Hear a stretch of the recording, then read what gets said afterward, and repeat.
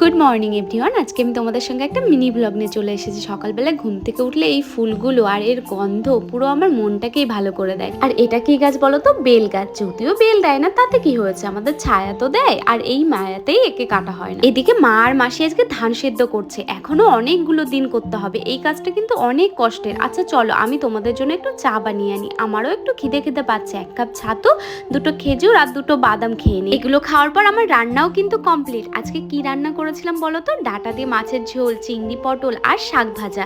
ব্যাস, এই গরমে আর কি চাই? এই অবধি থাক। কি করছি বলো তো? এখানে আম পোড়াচ্ছি। ধানের কাজে যে কষ্ট, উফ বাবা, তার উপর আবার এত গরম। তাই ভাবলাম আজকে এই গরমে ঠান্ডা ঠান্ডা পোড়া আমের শরবত করি, তবেই তো শরীর থেকে গরমটা কাটবে।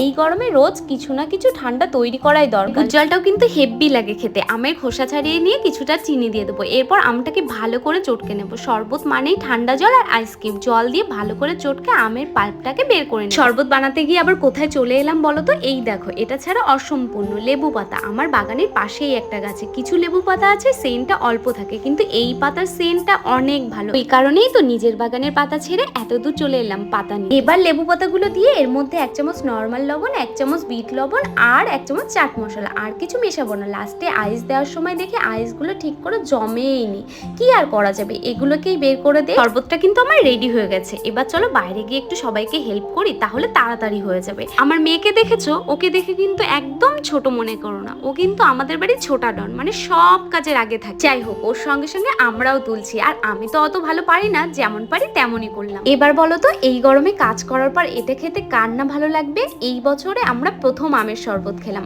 আমার মেয়েকেও 1 টুকরো আইস দিলাম, ও তো অনেক কষ্ট করেছে। চলো এবার বাকিদেরও দে। মুখ দেখে বুঝতেই পারছো দুজনের অনেক কষ্ট হয়েছে। দেখো ম্যাজিকের মতো কষ্টটা দূর হয়ে যাবে। কি গো, বললাম না ম্যাজিক? শরবতটা এইরকমই ম্যাজিক, খাইলেই মন ভালো হয়ে যাবে। এবার চলো বরটাকেও 1 গ্লাস দিই, ও তো অনেক কষ্ট করেছে, দেখি ওর কেমন লেগেছে। ওরও ভালো লেগেছে, মোট কথা ভালো হয়েছে। আমি তো খেয়ে কি যে মজা পাইছি। যারা এই গরমে বাইরে রোদ্দুরে কাজ করছো তাদের বলছি, এমন শরবত মাঝে মাঝে তৈরি করে খেও, যেটা শরীরের জন্য খুবই দরকার। বাইরে ঘরে যেখানেই থাকো, গরম মানেই আম পোড়া শরবত, লেবুর শরবত, ওয়াটারমেলন জুস, সমস্ত রকম ফ্রুট ড্রিঙ্কস, তাই তো নাকি?